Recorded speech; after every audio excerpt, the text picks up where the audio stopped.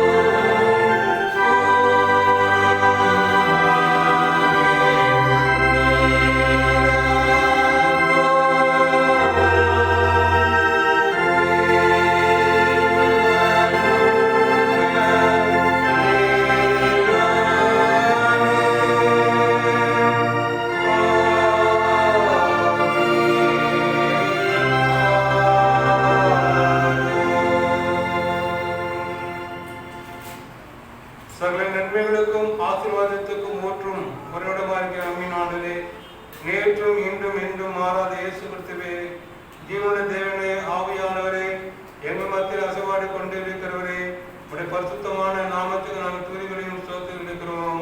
இந்த பரிசுத்தமான ஆலயத்தை மீண்டுமாக திருச்ச மக்களாக ஒன்றாக இணைந்து முன்வைக்கு நாம் துதிக்கவும் ஸ்தோத்திரிக்கவும் ஜெபிக்கவும் கர்த்தர் நீர் எங்களுக்கு பாராட்டின அளவு கடந்த கிருபிக்காக நன்றி செலுத்துவோம்.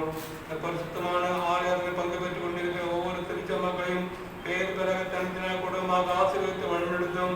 அந்திருக்க ஒவ்வொருவரையும் ஆசீர்வதியும் வந்து கொண்டிருக்க திருச்ச மக்களையும் ஏற்றவரை மீதான் சீக்கிரமாக கூட்டி சேர்க்குமாறு உங்களுக்கு மன்றாடுவோம். இந்த பரிசுத்தமான ஆலயான நீரை பொறுப்பேற்றுக் கொள்ளும். துவக்கம் முதல் முடிவு வரை உடைய பரிசுத்த ஆவியானவரின் பிரசன்னம் நிறைவாயிருந்து ஆசீர்வதித்து வழிநடத்த வேண்டும் என்று எங்கள் மேய்ப்புறம் எங்கள் இரட்சகமாய் இயேசு கிறிஸ்து மூலமாய் வேண்டிக் கொள்வோம். அன்புள்ள பரமபிதாவே, ஆமென்.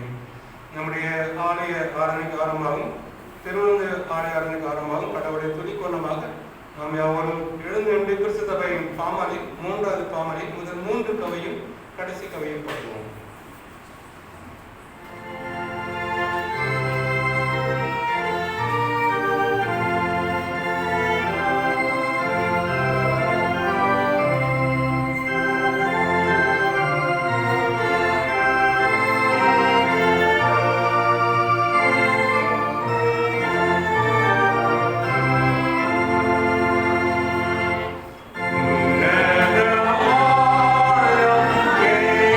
Yeah.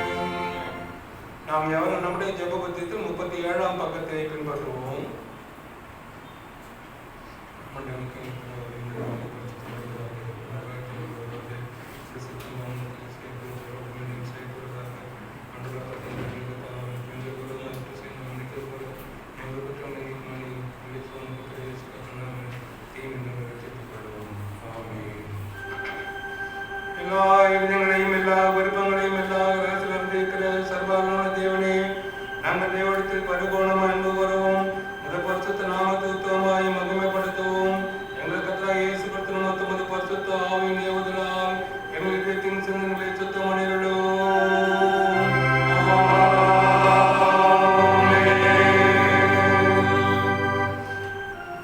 தேவன் திருவனை பற்றி சொல்லின வார்த்தைகள் அவனும் தேவனாய் கர்த்தர் நானே, என்னை உனக்கு வேறே தேவன் உண்டாயிருக்க வேண்டாம்.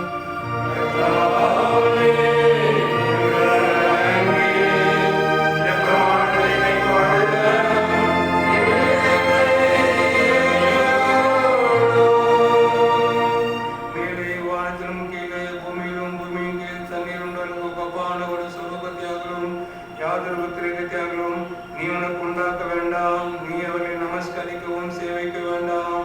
உன் தேவனாய கர்த்தராகிய நான் எடுத்துள்ள தேவனாயிருந்து என்னை பகைக்குடைய குறித்து பிதாக்குடைய பாவங்களுடைய பிள்ளைகளிடத்தில் 3ஆம் 4ஆம் தலைமுறை மட்டும் விசாரிப்பாக இருக்கிறேன். என்னுடைய அன்பு குழந்தை என் கற்பனை கை கொடுக்கும் 1000 தலைமுறை மட்டும் இறக்கம் செய்வாக இருக்கிறேன்.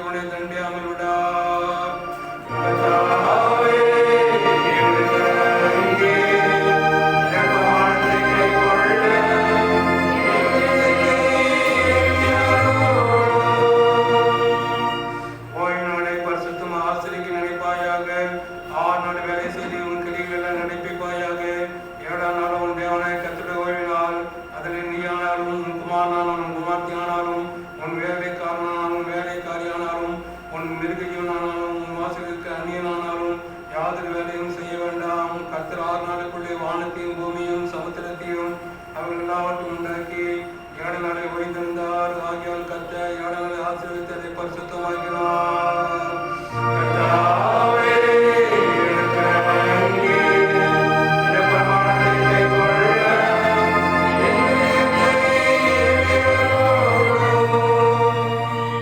உன் தேவனை கர்த்தர் உனக்கு கொடுக்கிற தேசத்திலே உன் நாட்டில் நீடித்திருப்பதற்கு உன் தகப்பனையும் உன் தாயையும் கனம் பண்ணுவாயாக.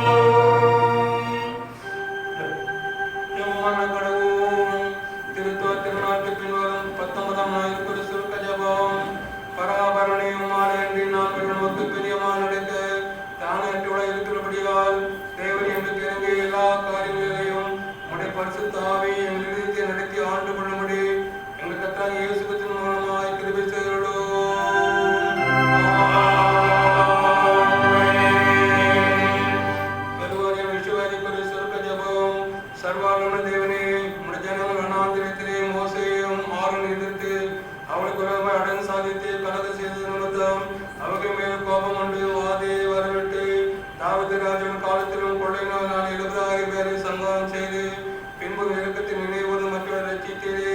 இக்காலத்தில் கொடிய விஷவியாதியினாலே வாழி கொல்லப்படுகிற ஏழை பாவிகள் எங்கேயுமே மனதுருகி அப்பொழுது தேவன் இறக்கமாய் பாவ பரிகாரத்தை ஏற்றுக்கொண்டு வாதையை நிறுத்தபடி சங்காரத்தோடு கட்டளிட்டது போல இப்பொழுது எனக்கு இயேசுவின் திருமுகத்தை பார்த்து இந்த கொடிய விஷவியாதியை எங்களை விட்டு நீக்கிறோட பாதம் அடைந்து மன்றாடுகிறோம் பரமபிதாவே.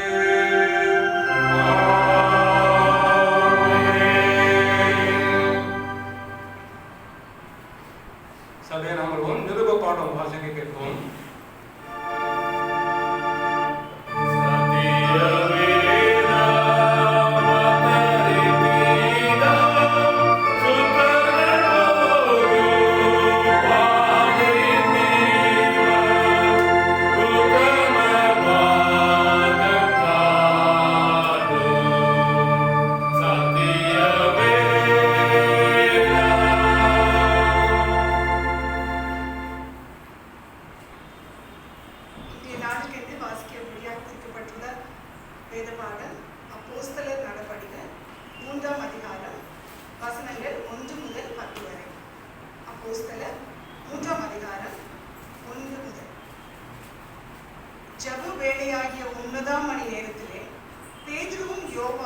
தேவாலயத்துக்கு போனார்.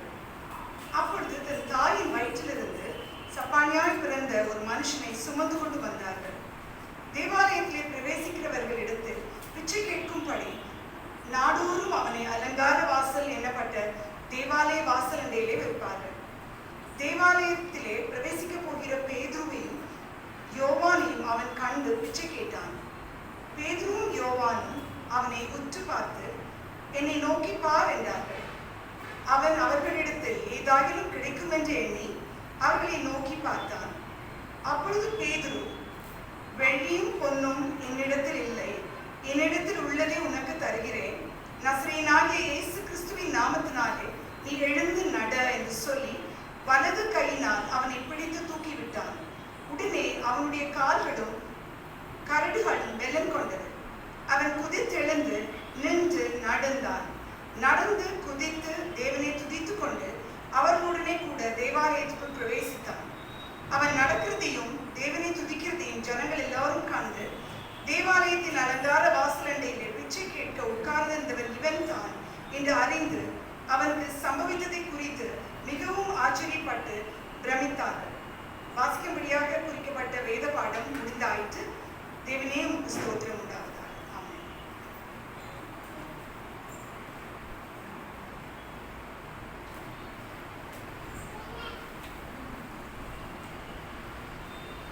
சுவிசேஷ பாடம் வாசிக்க நாம் யாவரும் எழுந்து கேட்போம்.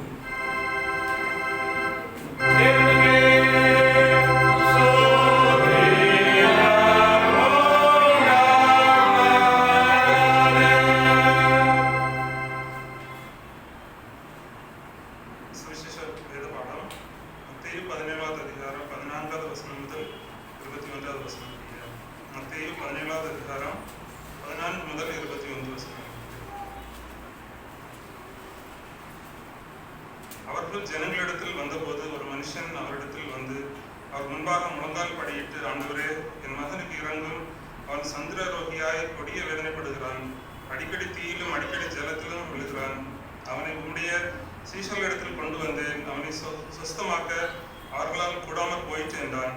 இயேசு பிரதித்திரமாக, விசுவாசம் இல்லாத மாறுபாடுள்ள சந்ததியே, எதுவரைக்கும் நான் உங்களோடு இருப்பேன்? எதுவரைக்கும் உங்களிடத்தில் பொறுமையாக இருப்பேன்? அவனை என்னிடத்தில் கொண்டு வாருங்கள் என்றார். இயேசு பிசாசை அதட்டினார். உடனே அது அவனை விட்டு புறப்பட்டது. அந்நேரமே அந்த இளைஞன் சுஸ்தமானான். அப்பொழுது சீஷர்கள் இயேசுவினிடத்தில் தனித்து வந்து அதை துரத்திவிட எங்களால் ஏன் கூடாமல் போயிற்று என்று கேட்டார்கள். அதற்கு இயேசு, உங்கள் அவிசுவாசத்தினாலே தான், கடுகு விதையளவு விசுவாசம் உங்களுக்கு இருந்தால் நீங்கள் இந்த மலையை பார்த்து இவ்விடம் விட்டு அப்புறம் போ என்று சொல்ல அது அப்புறம் போகும். உங்களால் கூடாத காரியம் ஒன்றும் இராது என்று மெய்யாகவே உங்களுக்கு சொல்கிறேன். இந்த ஜாதி பிசாசு ஜெபத்தினாலும் உபாசத்தினாலுமே அன்றி மற்ற விதத்தினாலும் புறப்பட்டு போகாது என்றார். வாசன்படியாக கொடுக்கப்பட்டுள்ள சுவிசேஷ வேத பாடம் வாசித்தாயிற்று. தேவனே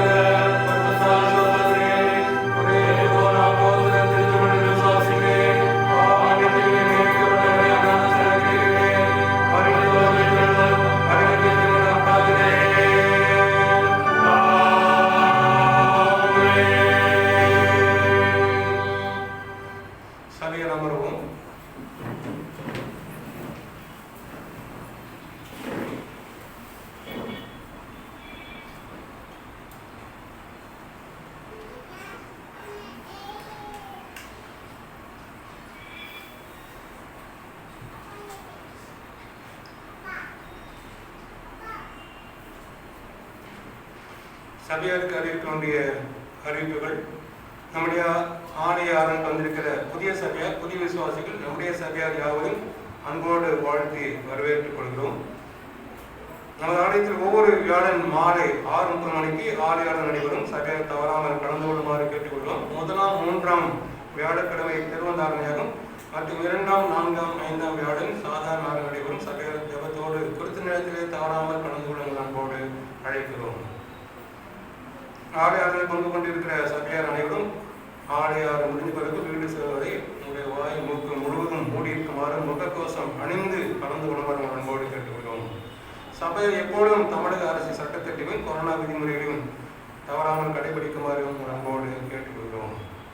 ஒவ்வொரு வெள்ளிக்கிழமை மாலை 7 மணி முதல் 8 மணி வரை நம்முடைய வெள்ளி ஜெபாலனை ஆடியோ சர்வீஸ் மூலம் சபையின் வாட்ஸ்அப் குழுவில் ஒளிபரப்பப்படும். சபையார் தவறாமல் கலந்து கொள்ளும் அன்போடு கேட்டுக்கொள்கிறோம். ஒவ்வொரு ஞாயிறு காலை 8 மணிக்கும் காலனுடைய ஆலயாளர் நம்முடைய ஆலய குழுவிலே ஒளிபரப்பு செய்யப்படும்.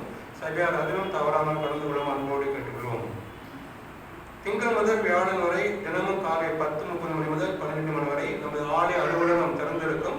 சபையாருடைய சந்தா கணக்கை ஆலய கட்டிட காணிக்கை கொண்டு வந்து கொடுக்க அன்போடு கேட்டுக்கொள்கிறோம்.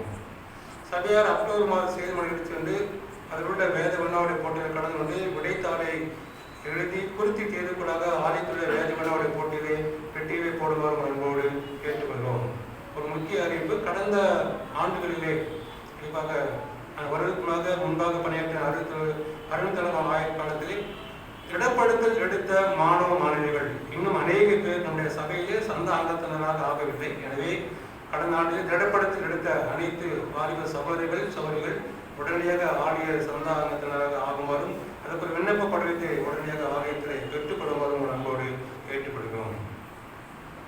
திருமண அறிக்கை. சிஎஸ்ஐ கோவை திருமண்டலம், கோவை வட்டம், சிஎஸ்ஐ கிறிஸ்துவ ஆலயம், வடவரை போலசேகரம். நம்முடைய ஆலயத்தில் அங்கத்தினர் இருக்கும் விவேகானந்த ஸ்ட்ரீட், முருகன் நகர், கல்பேராம்பாளையம், வடவரை பகுதியில் வசிக்கும் திரு டி ராஜேந்திரன் என்பவரின் மகன் செல்வன் ஆர் சாமுவேல் என்பவரும், சிஎஸ்ஐ கோவை திருமண்டலம், கோவை வட்டம், சிஎஸ்ஐ யூனியன் சர்ச் போத்தனூர் ஆலயத்தில் அங்கத்தினர் இருக்கும் திரு எம் மோசஸ் என்பவரின் மகள் செல்வி சாரான் ரோஜா என்பவரும் திருமணம் செய்து கொள்ளப் போகிறார்கள். இவரும் இத்தூய திருமணத்தில் இணைக்கப்படக்கூடாதபடி நியாயமான தடையாவது காரணம் இருந்தால் அதனை சபையின் குருவானருக்கு எழுத்து மூலம் தெரிவிக்க வேண்டும். இதுவருக்கு முதலாம் அறிவிப்பு. இந்த வாரத்திலே தன்னுடைய பிறந்தநாள் மற்றும் திருமணம் கொண்டாடுபவர்கள் 10/10 திருமதி சுகந்தி ஜெயச்சந்திரன், திருமதி எஸ்தர் பாலா, வைஃப் ஆஃப் திரு ஈஸ்டர் சாமுவேல், தாவதி விக்னேஷ் குமார், சன் ஆஃப் திரு ஏ குபேந்திரன். 11/10 திருமதி ஜெயஸ்பின் சௌதரி, வைஃப் ஆஃப் திரு எஸ் சால்கன் Samuel. 12/10 J Joshua, son of திரு டி ஜெபராஜ், செல்வி லீலா கேத்ரின், டாக்டர் ஆஃப் திரு A Raja. 13/10 J Felix, son of திரு வி ஜெயக்குமார். 14/10 திருமதி லிபனான் புஷ்பம் டேனியல், திரு G Jefferson, Prince Jebastin, son of திரு டி ஜெபராஜ். திருமதி பொன் எப்சிபா, வைஃப் ஆஃப் திரு சாம்சன் செல்வகுமார். 15/10 திருமதி ஆலி செல்லப்பாண்டியன், திரு S Franklin, Samuel, son of திரு மகேந்திரன். இந்த வாரத்திலே தன்னுடைய திருமண நாள் கொண்டாடுகளுக்கு மனமார்ந்த வாழ்த்துக்களையும் ஆசீர்வாதத்தையும் கூறுகளில் கர்த்தர் அபரிதமாய் ஆசீர்வதித்து வழிநடத்துவாராக. பிறந்தநாள் மற்றும் திருமணம் கொண்ட விருந்தாளி ஒரு நிமிடம் வாழ்த்து பாடப்பாடி நாம் ஜெபிக்க இருக்கிறோம். அதனைத் தொடர்ந்து திருமண அறிக்கை வாசித்த மணமக்களுக்கு நாம் ஜெபிக்க இருக்கிறோம்.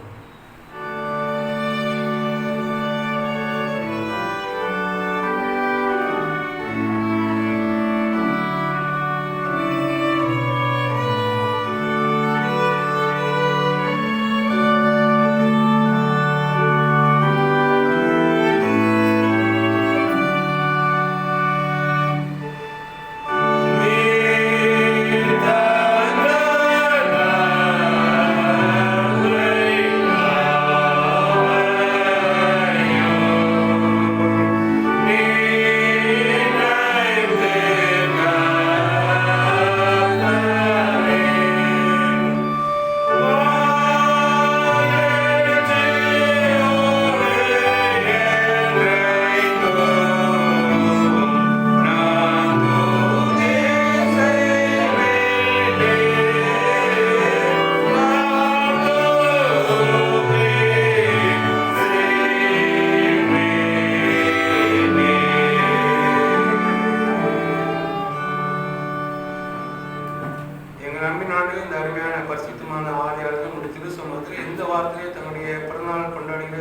செய்யும் அடியார்களின் பெயர்களை வசித்தோம்.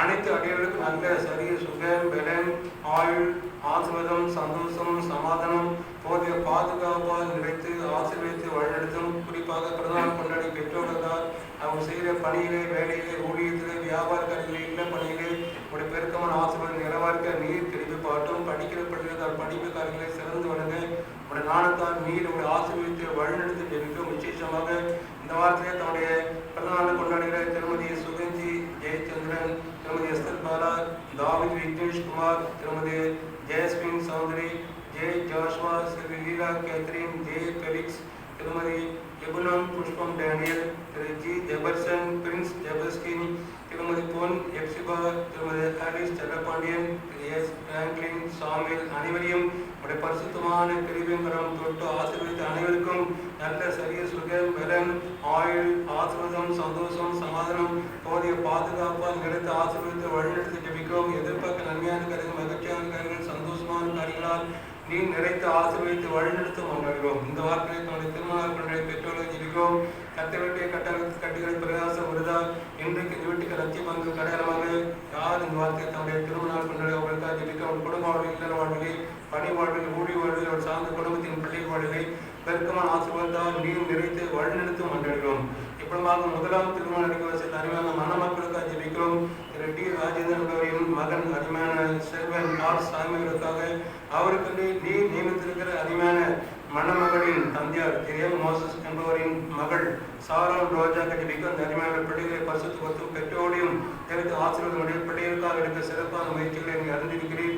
திருமணம் பெரிய காரியம் என்ற இந்த காரியத்தில் இடைபட வேண்டும். காணாத திருமணத்திலே உடைய பரிசுத்த பிரசனத்தால் நீர் நிறைந்து ஆசீர்வத்தை தந்தது போலவே இந்த அருமையான பிள்ளைகளின் திருமண ஆராயம் அதனை தொடர்ந்து நடைபெற வர நிகழ்ச்சியிலும் உடைய பரிசுத்த நிலவரத்தை கிருபி பாட்டும். திருமண ஆராய மணமக்கள் தாங்கள் கொடுக்கிற வாக்குறுதிகளை தன்னுடைய வாழ்நாள் கடைபிடிக்க கிறிஸ்து நன்மையிலே கட்டப்பட்டவர்களாக ரட்சிப்பின் பாத்திரத்தை எடுத்து வேதாசன ஒளியிலே வழிநடந்து அநேக சாட்சியை ஜீவிக்க கிருபி பாட்டும். திருமணத்துக்கு ஒரு பொருள் தேவை பணத் தேவை பிரயாண வசதி சரி சுக பலன் போதிய பாதுகாப்பு அனைத்தும் அனைவருக்கும் நீ கிருபையை கட்டளிட்டு ஆசீர்வதித்து வழிநடத்தும் ஜெபிக்கிறோம். மீட்பு இயேசு கிறிஸ்து மூலமாய் வேண்டிக் கொள்கிறோம் அன்புள்ள பரமபிதாவே, ஆமென்.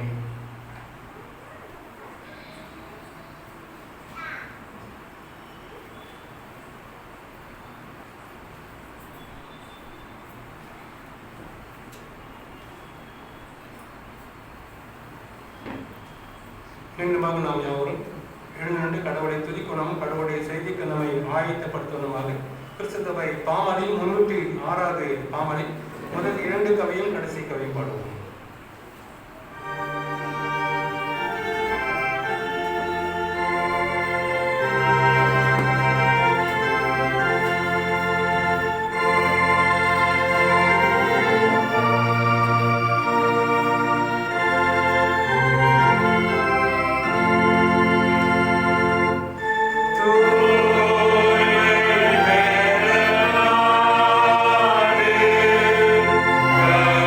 Amen.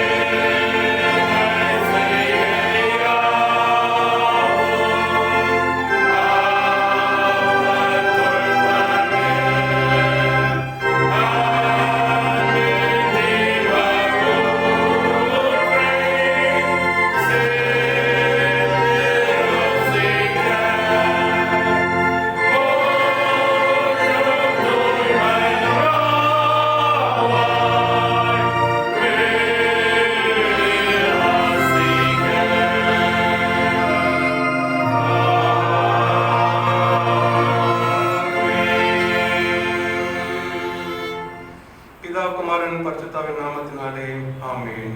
ஜெபம் செய்வோம்.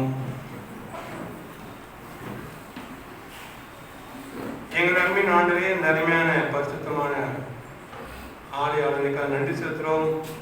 திருச்ச மக்களாக ஆலயத்தில் வந்து துதிக்க, ஸ்தோத்திரிக்க, தேவிக்க, வேதத்தை வாசிக்க, குணமாக நம்முடைய பார்த்தபடியில் அமர்ந்திருந்து ஒரு வசனத்தை தியானிக்க நீர் எங்களுக்கு பாராட்டி நல்லபடி அந்த கிருபிக்காக நன்றி செலுத்துகிறோம், துதிக்கிறோம், ஸ்தோத்திரிக்கிறோம். ஆண்டவரே, மரியாதை போல நல்ல பங்கை தெரிந்து கொள்வதற்காக நம்முடைய பாதபடியில் அமர்ந்திருக்கிறோம். ஒரு வசனத்தின் ஆழங்களை, சத்தியங்களை நாங்கள் தெளிவாய் புரிந்து கொண்ட எங்களுடைய கண்களையும் செவிகளையும் மனதுகளையும் தேவரி தாமே நீர் திறந்தருளும். பேசுகிற அடியானை மறைத்திருளும். எங்கள் அனைவரின் எண்ணங்களை ஒருமுகப்படுத்திருளும். எங்கள் அனைவரையும் உடைய தூய ஆவியானவரால் நிறைவேறலும். மீது இயேசு கிறிஸ்து மூலமாய் வேண்டிக் கொள்வோம் அன்புள்ள பரமபிதாவே, ஆமென். இயேசு கிறிஸ்துவுக்கு அன்பான திருச்சபையாக ஆண்டவர் இயேசு கிறிஸ்துவின் இனிய நாமத்தில் அன்பான வாழ்த்துக்களையும் ஆசீர்வாதத்தையும் குறிப்பையும் கர்த்தர் தாமே நம் அனைவருக்கும் இந்த புதிய வாரத்துக்குள் அனைத்து ஆசீர்வாதத்தையும் தொடர்ந்து கர்த்தர் தாமே கிருபையாக கட்டளையிட்டு ஆசீர்வதித்து வழிநடத்துவாராக. தென்னிந்திய திருச்சி ஒழுங்குபடி நாளில் கொடுக்கப்பட்ட தலைப்பின் கீழாக திருமறை பாடங்கள் வாசிக்க கேட்டோம். இந்த நாளுக்குரிய தலைப்பு மாற்றுத்திறனுடையோர். மாற்றுத்திறனுடையோர் மாண்பும் சார்பும். மாற்றுத்திறனுடையோர் மாண்பும் சார்பும். Persons with disability, dignity and independence. Persons with disability, dignity and independence. மாற்றுத்திறனுடையோர் மாண்பும் சார்பும். எனக்கு திக்குவாயும் நாக்கும் கொளரும் என்றார். விடுதலை பயணம் யாத்திராகமும் 4ஆம் அதிகாரம் 10ஆம் வசனத்திலே மோசேயின் உண்மை அனுபவத்தை அங்கே பார்க்கிறோம்.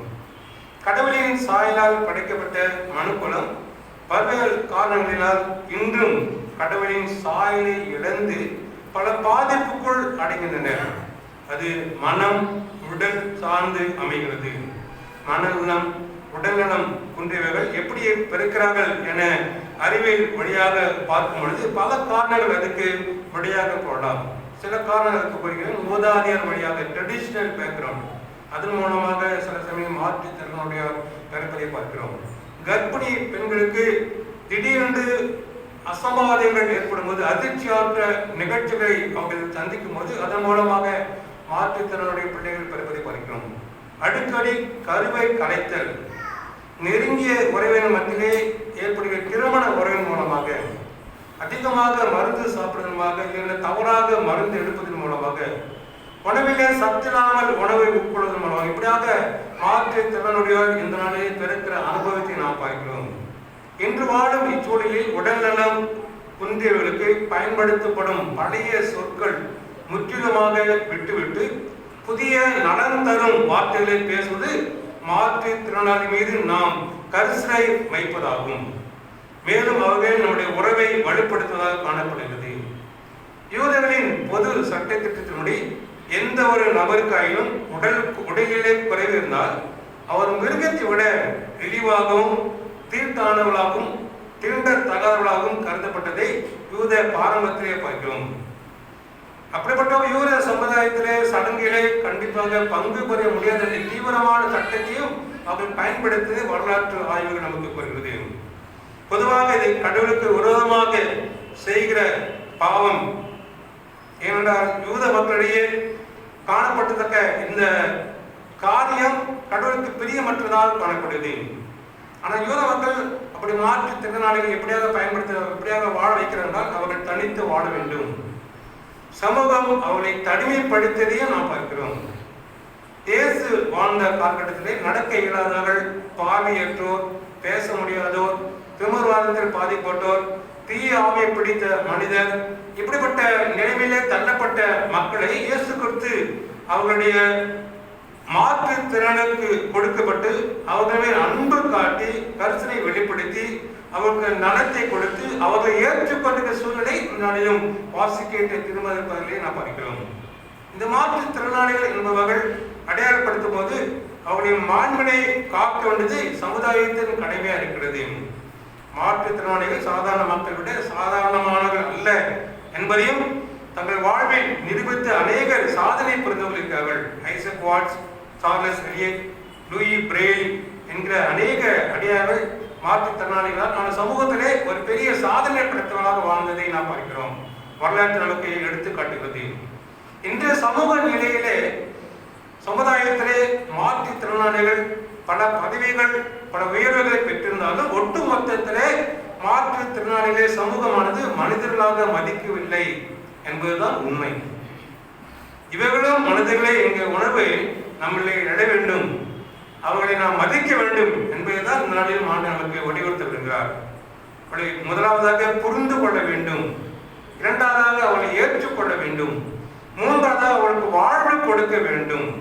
Understanding acceptance to give life என்று தலைப்பிங்களாக நாம் தியானிக்க இருக்கிறோம். முதலாவதாக புரிந்து கொள்ள வேண்டும்.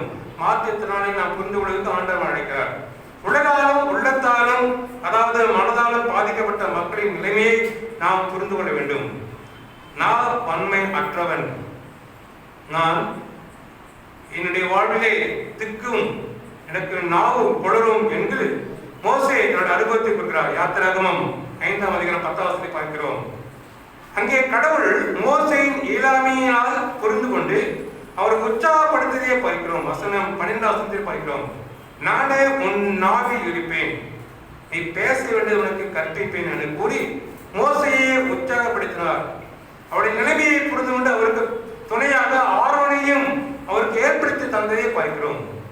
மோசேக்கு அடையாளங்களை காண்பித்து அதன் மூலம் அவரை தைரியப்படுத்துவதை பார்க்கிறோம்.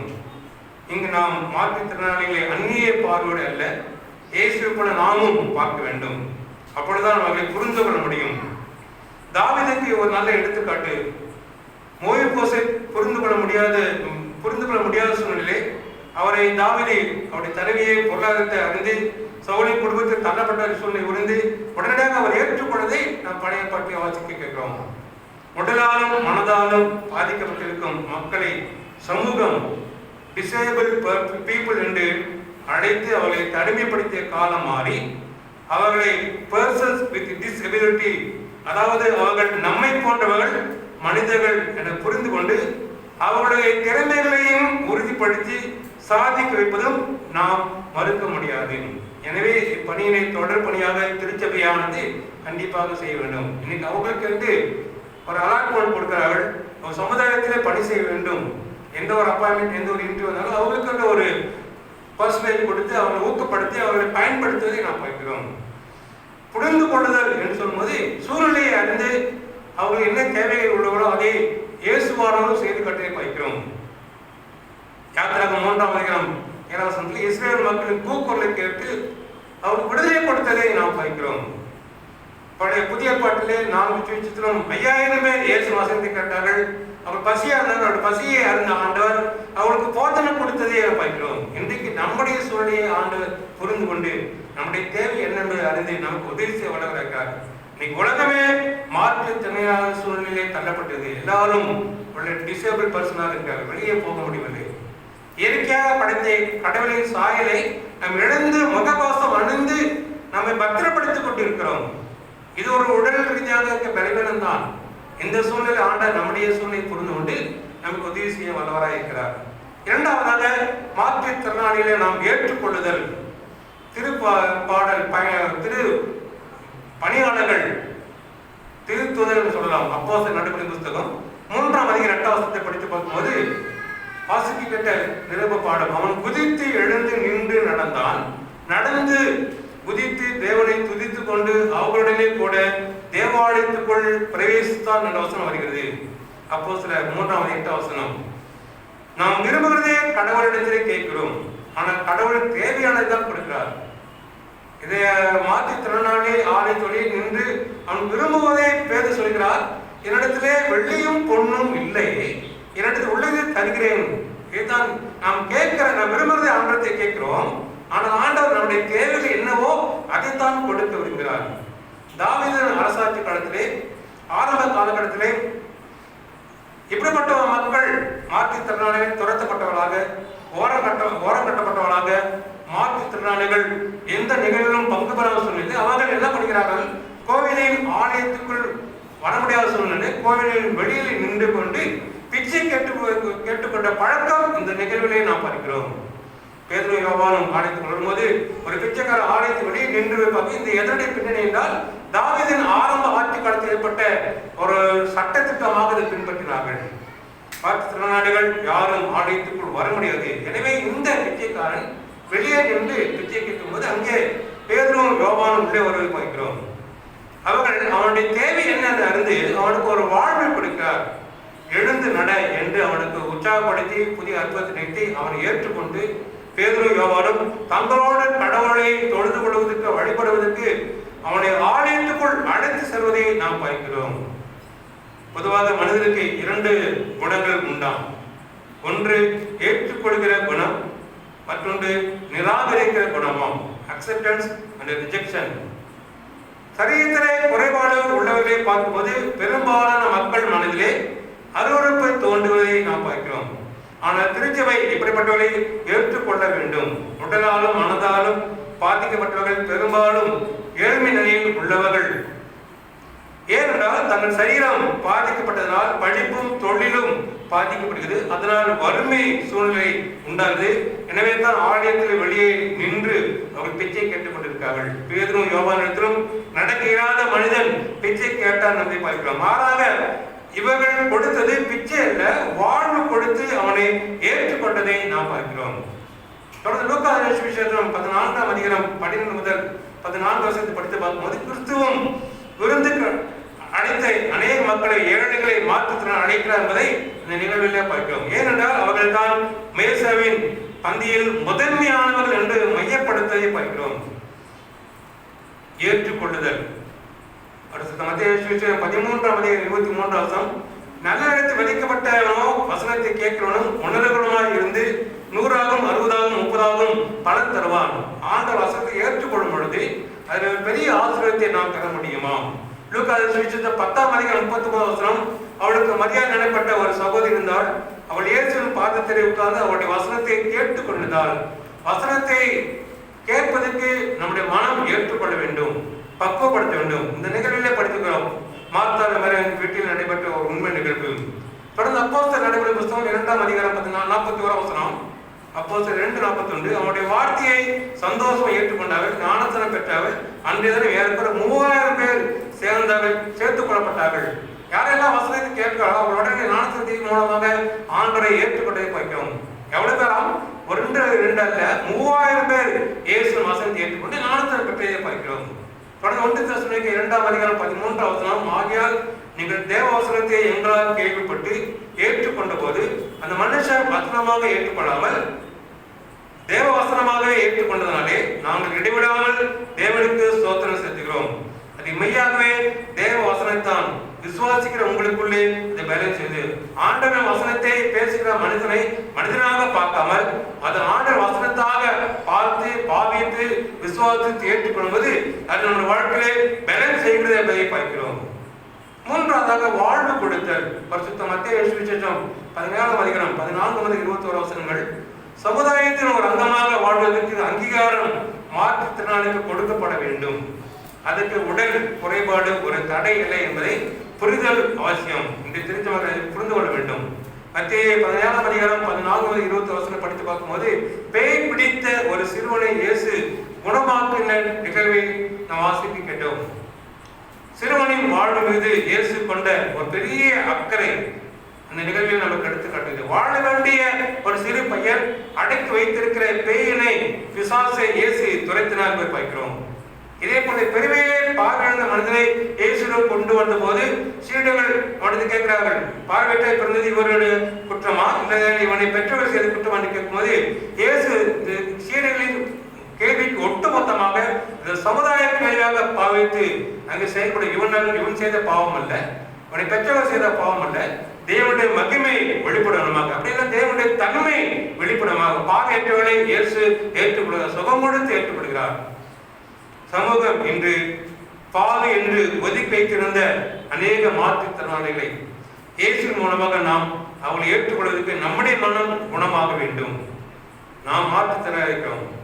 ஒரு நபரிடத்திலே இப்படியே ஒரு கேள்வி கேட்கப்பட்டது, மாற்றுத்திறனாளிக்கும் மற்றவர்களுக்கு என்ன வித்தியாசம்? மாற்றுத்திறனாளிகள் உடல் ரீதியாக ஊனமற்றவர்கள், மற்றவர்கள் மன ரீதியாக உடல் ஊனமற்றவர்கள். என்ன ஒரு உண்மை! இன்னைக்கு நம்முடைய வாழ்க்கையிலே, சமூகத்தில் வாழ்ந்து கொண்டிருக்கிற, சமுதாயத்திலே வாழ்ந்து கொண்டிருக்கிற நாம் மாற்றுத்திறனாளிகளை பார்க்கும்போது இயேசுவின் நிகழ்வை, இயேசுவின் எண்ணங்களை, இயேசுவின் சிந்தனைகளை நாம் பெற்று அவர்களை ஏற்றுக்கொள்வதற்கு நம்முடைய மனம் குன்றிருந்தால், ஊனமுற்றிருந்தால் அது சரி செய்து கொள்ள வேண்டும். இயேசு கிறிஸ்துவால் மாற்றுத்திறனாளிகளுக்கு வாழ்வெல்லாம் வழங்கப்பட்டதை இந்த 4 லட்சங்களையும் பார்க்கிறோம். இதற்கு சக மனிதர்களைப் போலவே இயேசு ஏற்றுக்கொண்டு அவர்கள் அன்பு செய்ததை பார்க்கிறோம். இன்னைக்கு நம்முடைய திருச்சபை, நம்முடைய திருமண்டலம், எனக்கு தெரிஞ்ச மக்கள் மாற்றுத்திறனை எப்படியாக பார்க்கிறார்கள்? அவர்களுக்கு வாழ்வு கொடுவதற்கு நம்முடைய வாழ்க்கையிலே நம் ஆயத்தம் அளிக்கிறோமா? ஆஸ்திரேலிய நாட்டிலே மெல்போர்ன் நகரிலே பிறந்த வளர்ந்த நிக் யூஜிக் என்கிறவர் 2 கால்களும் இழந்தவர். பெற்றோர் அவருக்கு நம்பிக்கை ஊட்டினார். அவருடைய நம்பிக்கையின் மூலமாக இந்த உலகமே அறியப்படும் தன்னம்பிக்கை வழக்கம் பயிற்றுனராக பெஸ்ட் மோட்டிவேட்டர் என்பதை பெயரை பெற்று அவர் செயல்படுவதை பார்க்கிறோம். ஆசிரியர் மட்டுமல்ல, அவர் ஆசிரியர் புகழ்பெற்ற நற்செய்தியாளராக இறைப்பணி செய்து வருகிறார். எனவே நீ மாற்றுத்திறனாளிகளை அற்பமாக எண்ணிக்கொள்ளாமல் அவள் ஏற்றுக்கொள்கிற மனப்பக்குவத்தை ஆண்டவர் நமக்கு தருகிறார். வாழ்வு கொடுத்தல் என்றால் இன்னைக்கு நம்முடைய வாழ்க்கையிலே ஆண்டவர் தான் விரும்புகிறார். பரிசுத்த மத்தேயு சுவிசேஷம் 5ஆம் அதிகாரம் 16ஆம் வசனம், இவ்விதமாய் மனுஷன் உங்கள் நற்கிரிகளை கண்டு பரலோகத்திற்கும் பிதாவை மகிமைப்படுத்த முடியும், உங்கள் வெளிச்சம் அவர்கள் முன்பாக பிரகாசிக்க கடவுது. நல்ல கிரியைகளை செய்யும்போது நாம் அவர்களுக்கு வாழ்வு கொடுக்கிறோம். வாழ்வு கொடுத்தால் வாழ்வில் நன்மை செய்ய நம்மை ஈடுபடுத்திக் கொள்ள வேண்டுமா? 1 தீமோத்தேயு 6ஆம் அதிகாரம் 18ஆம் வசனம், நன்மை செய்யவும் நற்கிரிகளில் ஐஸ்வர்யவான்களாகவும் தாராளமாய் கொடுக்கிறவர்களும் உதார குணங்களுமாய் இருக்க வேண்டும் என்கிறார். அதுக்கு நம்முடைய திருச்சபை இந்த நாளில் எடுத்துக்காட்டாக இருக்குது. கடந்த நாட்களில் பாதிக்கப்பட்ட மக்களுக்கு உதாரணமாக உற்சாகமாக 2 முறை உதவி செய்து பார்க்க, நன்மை செய்து நம்மை ஈடுபடுத்திக் கொள்ள வேண்டும்.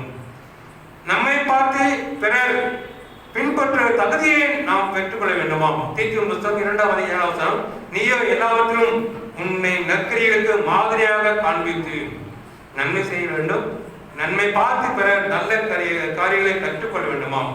பிறகு உற்றாமூட்டமாக நம் வாழ்க்கை அமைய வேண்டுமாம். எபிரேயர் நிருபம் 10ஆம் அதிகாரம் 24ஆம் வசனம் 25ஆம் வசனம், மேலும் அன்புக்கும் நற்கிரியைகளுக்கும் நாம் ஏவப்படும்படி ஒருவரை ஒருவர் கவனித்து சபை கூடுவதை சிலர் விட்டுவிடுவது போல நாமும் விட்டுவிடாமல் ஒருவருக்கு ஒரு புத்தி சொல்லப்படுவோம். நாளானது சமீபித்து வருகிறது, எவ்வளவாய் பார்த்தீர்களே அவ்வளவாய் புத்தி சொல்ல வேண்டும். பிறருக்கு உற்சாகம் வேண்டுவனமாக நாம் நம்முடைய இறைப்பணியை, நம்முடைய ஆவிக்குரிய வாழ்க்கையை வாழ்ந்து கட்ட வேண்டும். எல்லாவற்றுமாக வாழ்வுபடுத்தினால் என்னுடைய வாழ்க்கை விசுவாசத்தின் உண்மைத்துவத்தை நாம் நிரூபிக்க வேண்டுமா? யாக்கோபு 2ஆம் அதிகாரம் 17ஆம் வசனம் 18ஆவது படித்து பார்க்கும்போது 17ஆம் வசனம், அப்படியே விசுவாசமும் கிரியைகள் இல்லாது இருந்தால் தன்னிலே தானே செத்ததா இருக்கும். நம்முடைய விசுவாசம் பிறருக்கு விசுவாசம் ஊட்டுகிறதா, இல்லைன்னா நம்முடைய விசுவாசம் பிறர் விசுவாசத்தை கெடுக்கிறதா, செத்து சீரழிக்கிற நிலைமையிலே நாம் வாழ்ந்து கொண்டிருக்கிறோமா? விசுவாசத்தை ஊட்டுகிற வாழ்க்கை வாழ வேண்டும். தொடர்ந்து 1 பேதுரு 2ஆம் அதிகாரம் 12ஆம் வசனம், பிற ஜாதிகள் உங்கள் அக்கிரமக்காரர்களை விரோதமாய் பேசும் விஷயத்தில் அவர்கள் உங்கள் நற்கிரியைகளை கண்டு அவற்றின் நிமித்தம் சந்திப்பு நாளிலே தேவனை மகிமைப்படுத்தும்படி நீங்கள் அவர்களுக்குள்ளே நல் நடக்கையுள்ளவர்களாய் நடந்து கொள்ளுங்கள் என்று உங்களுக்கு புத்தி சொல்கிறேன் என்று கூறுகிறார். கிறிஸ்துவ அன்பாளிலே, இன்னைக்கு நம்முடைய வாழ்க்கையிலே மாற்றுத்திறனுடைய மாண்பும் சார்பும், persons with disability, dignity and dependence, முதலாவதாக நாம் அவரை புரிந்து கொள்ள வேண்டும், இரண்டாவது அவரை ஏற்றுக்கொள்ள வேண்டும், மூன்றாவது வாழ்வு கொடுக்க வேண்டும். இது 3 தன்மை செய்யும்போதுதான் இயேசுவின் இறைப்பணி செய்கிற திருச்சபையாக நம்முடைய திருச்சபை விளங்கும். திருச்சபை ஏதோ கட்டட அமைப்பு இல்லை, ஸ்ட்ரக்சர் அல்ல. திருச்சபை என்பது நாம், நீங்களே தேவாலயம். இந்த தேவாலயமாக நம்முடைய வாழ்க்கையில் ஆண்டவர் எதிர்பார்த்த ஒரு காரியம், பிறருக்கு மாற்றுத்திறனாளிக்கு நீங்கள் புரிந்து கொள்கிறீர்களா, அவங்களை ஏற்றுக்கொள்கிறீர்களா, அவர் வாழ்வு கொடுக்கிறீர்களா? அது உங்களால் முடியாது. உங்களை படைப்படுத்த கிறிஸ்துவனாலே செய்ய எல்லாவற்றையும் செய்ய உங்களுக்கு வரணும். நான் தருகிறேன், இது என்னுடைய சரீரம், இது என்னுடைய ரத்தம், என்னை நீ நினைவுறுங்கள், என்னில வந்து பங்கு பெறுங்கள், என்னை தொடுங்கள், நான் உங்களுக்குள் வாசமானதை உங்களை பலப்படுத்த என்று கூறுகிறார். இன்னைக்கு நம்முடைய வாழ்க்கையிலே நம்முடைய பலவீனங்கள் மாற்றுத்திறனை போல் நம்முடைய வாழ்க்கையில விசுவாசம் கொண்டிருந்தார், ஆவிக்கு வாழ்வை கொண்டிருந்தார். ஆண்டவரே, என்னை நீ பலப்படுத்தும், மாற்றுத்திறனாக நான் இருக்கிறேன், என்னை பலப்படுத்தும். உடல் ரீதியாக நல்லா இருக்கிறேன், மன ரீதியாக பலவிதமான சூழ்நிலையை நான் கொண்டு இருக்கிறேன், என்னோட வாழ்க்கையை செம்மைப்படுத்தி சொல்லும்போது ஆண்டவர் நம்ம வாழ்க்கையை செம்மைப்படுத்தி பக்குவப்படுத்தி பரிசுத்தப்படுத்தி இந்த சமுதாயத்தை கருவியாக பயன்படுத்த ஆவலா இருக்கிறார். அதுக்கு நம்ம அர்ப்பணிப்போமா? இருந்தவரை தரையை தாத்தி நாம் ஜெபம் செய்வோம். மாற்றுத்திறனுடையோர் மாண்பும் சார்பும், persons with disability, dignity and dependence, ஆண்டவரே, இந்த நாளில் சமுதாயத்திலே மாற்றுத்திறனாளிகளை புரிந்து கொள்ளவும் ஏற்றுக்கொள்ளவும் வாழ்வு கொடுக்கும் இறை செய்தி மூலமாக இறை வாக்கின் மூலமாக நீர் எங்களுக்கு வெளிப்படுத்தினீர். அதற்கு நன்றி செலுத்துகிறோம். திருமறையிலே அநேக இடங்களிலே இப்படிப்பட்ட நிகழ்வுகளை பார்க்கும்போது படித்து கடந்து செல்லாமல் புரிந்து செல்லாமல் வாழ்ந்து செல்ல எங்களை பக்குவப்படுத்தும். எங்களுடைய வாழ்க்கையிலும் மாற்றுத்திறனாளி வாழ்ந்து கொண்டிருக்கிறோம். விசுவாசத்தை கொண்டிருக்கிறோம். அவிசுவாச கண்கள் எங்கள் வாழ்க்கையில் அதிகமாக இருக்கிறது. விசுவாசம் குறைந்து போயிருக்கிறது. நீ விசுவாசத்தால் தேவனுடைய மகிமையை காண்பார். தேவனால் எல்லாம் கூடும், தேவனாலே கூடாத ஒன்றுமில்லை. ஒரு பிச்சைக்காரன் அவரிடத்திலே பேதுரு யோவானிடத்திலும் வெள்ளிக்காசியும் பொண்ணை எதிர்பார்த்தான். ஆனால் தேவையானதை பேதுரு யோவான் கொடுத்து சமுதாயத்திலே ஒரு மாற்று திறனை உடனாக மாற்றினார். வாழ்க்கையை மாற்றினார். ஆலயத்துக்குள் அழைத்து சென்று ஆண்டு தொழில்களை உன்னதமான அனுபவத்தை ஏற்படுத்தின போலவே எந்த நாளை நாங்களும் எங்களை அர்ப்பணிக்கிறோம். எங்களையும் உம்முடைய திரு சமூகத்திலே ஏற்றுக்கொள்ளும். நாங்கள் வெளியே ஆலயத்து வெளியே நின்று விடாமல் ஆலயத்துக்கு உள்ளாக வந்து ஆண்டரை ஏற்றுக்கொண்டு ஆண்டை புரிந்து கொண்டு ஆண்டோக்கு சாட்சியுள்ள வாழ்க்கையை வாழ எங்கள் ஒவ்வொருவரையும் பக்குவப்படுத்தும், ஆயத்தப்படுத்தும், பரிசுத்தப்படுத்தும், வழி நடத்தும். மீது இயேசு கிறிஸ்து மூலமாய் வேண்டிக் கொள்வோம் அன்புள்ள பரமபிதாவே. ஆமென்.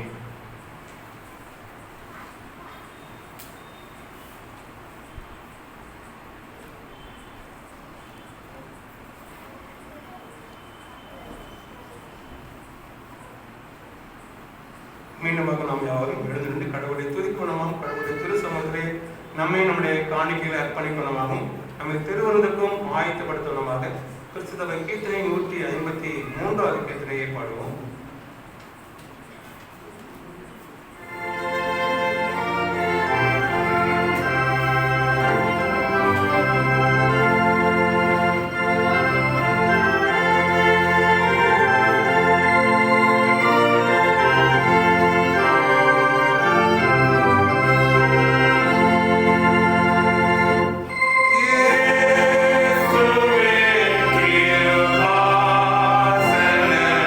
Amen.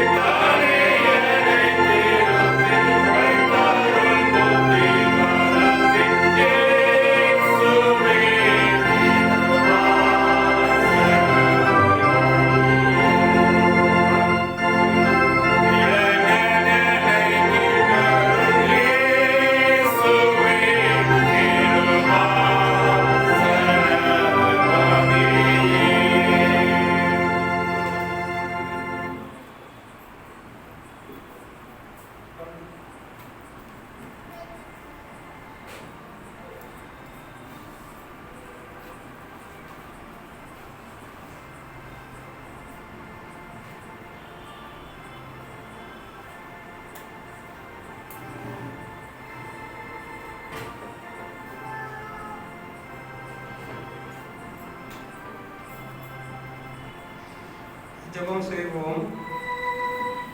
அனைத்தும் கிறிஸ்துவுக்கே, எங்கள் அனைத்தும் அர்ப்பணமே.